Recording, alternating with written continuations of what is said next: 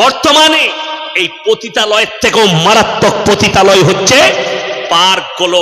ঠান্ডা মাথায় বেঈমান কাফেররা তৈরি করেছে। পার্কগুলো তৈরি করো, আগামীতে জিনা করার রাস্তা এই জায়গাগুলোই হবে।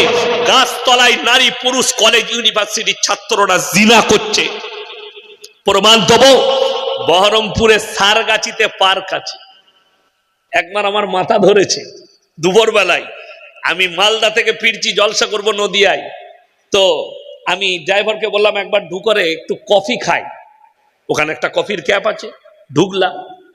ও বাবা, ভেতরে ঢুকে দেখছি সব জুড়া জুড়া। আল্লাহ, কি সিস্টেম হলো!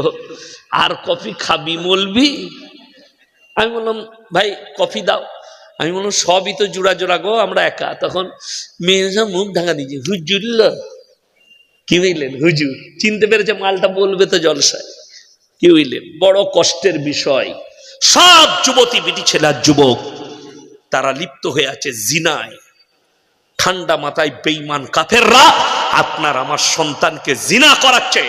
এই আমার স্কুল কলেজের স্টুডেন্টরা, মা বাবারা শুনেলেন, 14ই ফেব্রুয়ারি কেউ নিজের সন্তান ছেলে মেয়েকে স্কুলে যেতে দিবেন না, হারাম। সকলে জোরে বলুন ইনশাআল্লাহ। হ্যাঁ, কেন? বেঈমান কাফেররা ঠান্ডা মাথায় কি কাজ করেছে শুনেলেন।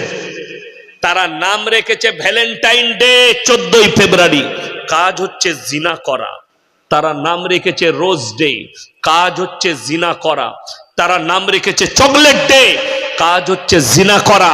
তারা নাম রেখেছে কিস ডে, কাজ হচ্ছে জিনা করা।